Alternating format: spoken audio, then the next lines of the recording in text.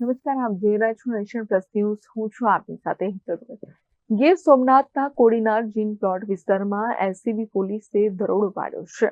ગીર સોમનાથ જિલ્લાના કોડીનાર જીન પ્લોટ વિસ્તારમાં એલસીબી પોલીસે દરોડા પાડ્યા છે, જેમાં રહેણાંકીય મકાનના ગુપ્ત ભોયરામાં ભારતીય બનાવટનો ઇંગ્લિશ દારૂ છુપાવ્યો હતો, જે એલસીબીના હાથે ઝડપાઈ ગયો છે. પોલીસે 103 બોટલ ભારતીય બનાવટનો ઇંગ્લિશ દારૂ અને 19 બિયરના ટીન સાથે પ્રકાશ ઉર્ફે રવિ કામડિયાની ધરપકડ કરી છે, જ્યારે વધુ એક શખ્સ ફરાર હોવાથી તેની શોધખોળ હાથ ધરવામાં આવી છે.